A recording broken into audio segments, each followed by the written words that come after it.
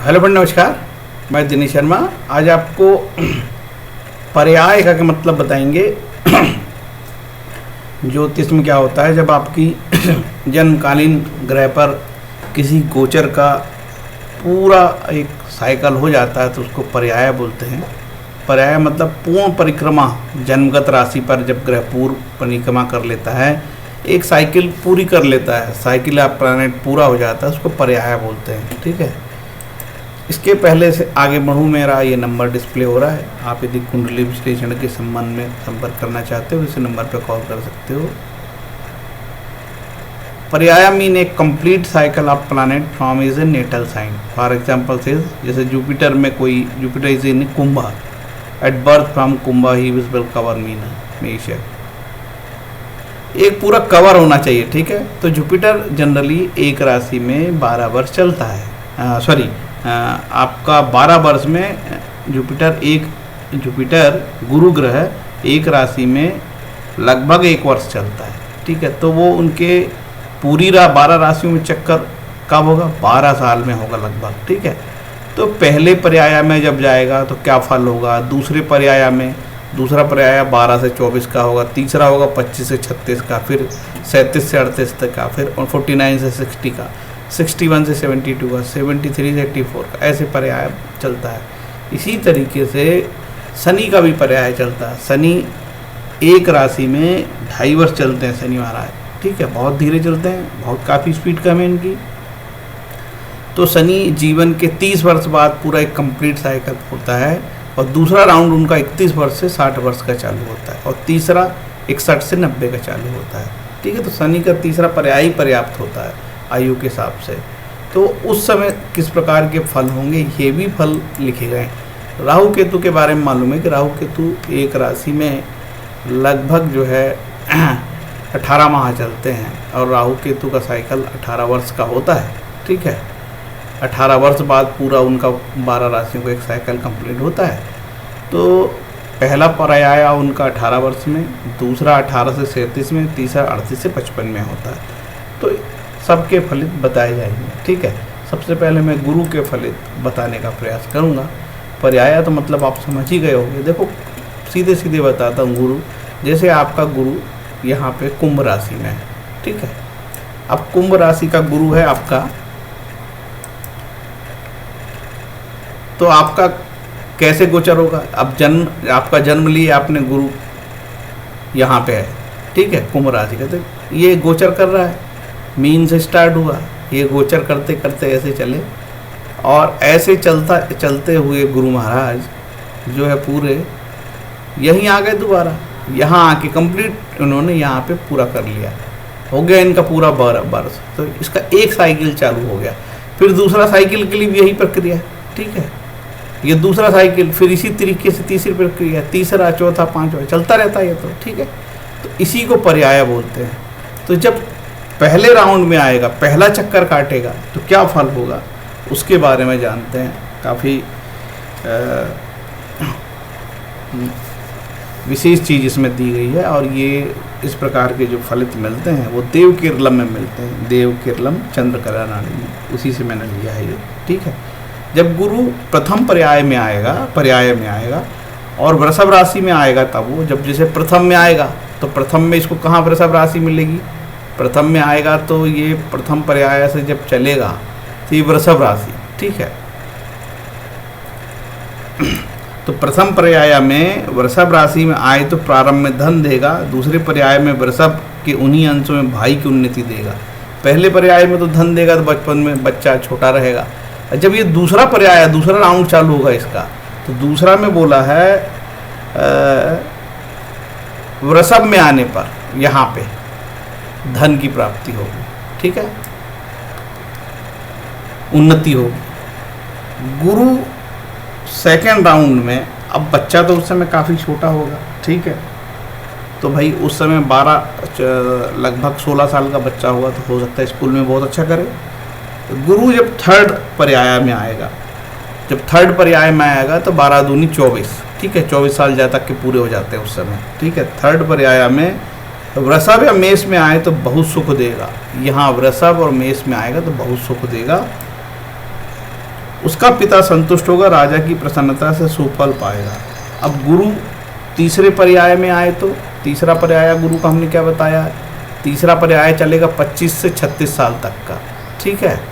तो क्या फल देगा भाई तीसरे पर्याय में, मिथुन के अंत में, मतलब यहाँ पे इंटर मारेगा ये, ठीक है, ये मिथुन के अंत में, ठीक है, और यहाँ बॉर्डर पे रहेगा, ये यहाँ पे दोनों का आधा आधा कर देगा, ठीक है।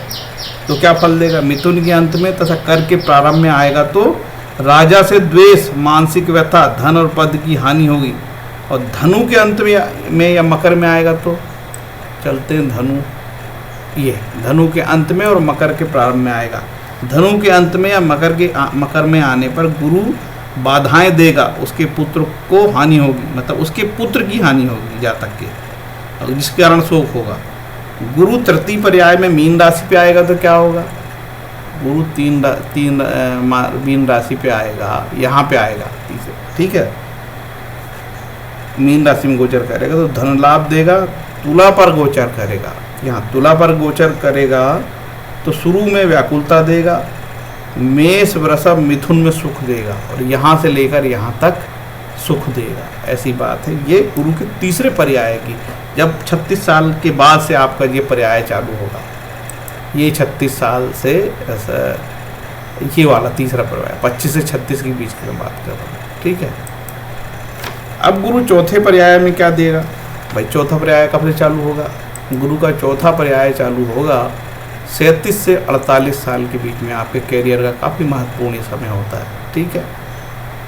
तब क्या फल देगा 37 से 48 में, गुरु 9वें भाव में शुभ, 10वें में शत्रुनाश, 11वें में भाग्य वृद्धि, 12वें में धनार्जन, लग्न में क्लेश, दूसरे भाव में धन लाभ, तीसरे में सुख, चौथे में भाग्यवान, और 5वें में शुभ का, परिवार में विवाह, खासकर बड़े भाई के पुत्र का विवाह। इसको आप कैसे देखोगे, गुरु 10वें में शत्रुनाश, 11वें में, तो इसको चंद्र कुंडली से देखोगे आप, ठीक है।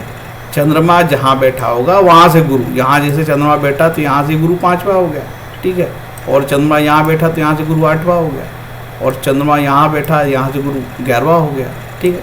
ऐसे समझना, चंद्र कुंडली से समझोगे आप। अब इसके बाद देखते हैं गुरु यदि 5वें पर्याय में आए तो 5वें पर्याय में क्या समय होगा आपका, 49 से 60 का आपका एज होगा, ठीक है, काफ़ी इंपॉर्टेंट समय होगा आपके जीवन के लिए।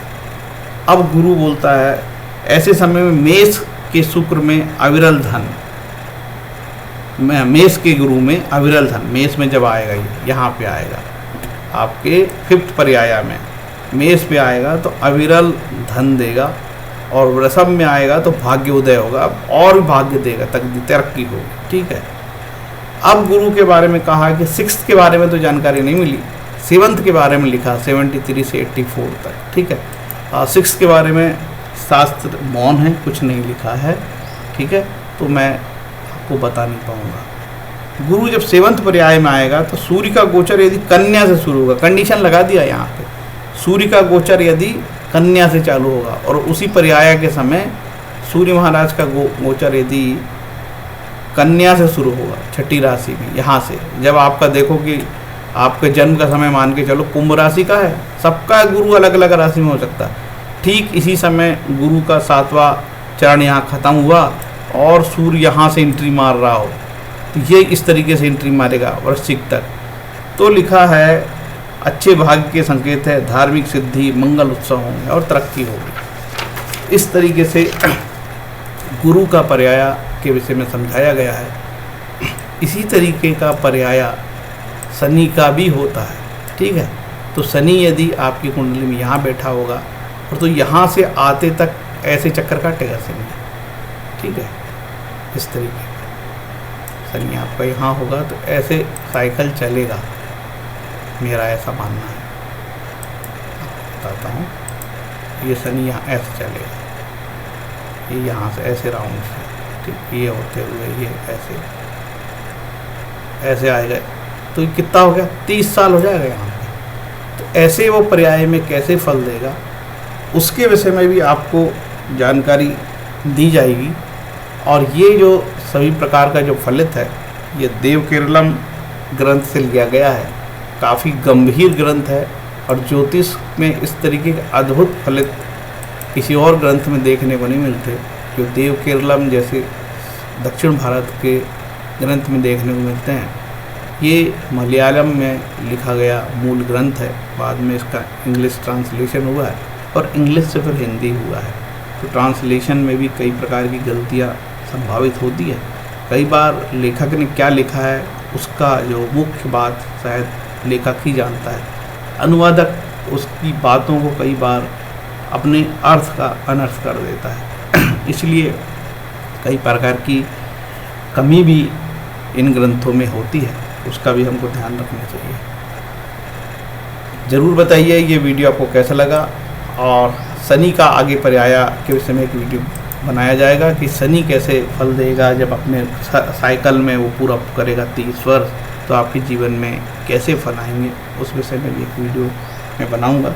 उम्मीद है ये वीडियो आपको अच्छा लगा होगा। यदि अच्छा लगा होगा तो लाइक कमेंट शेयर करिए। हरे कृष्णा, धन्यवाद।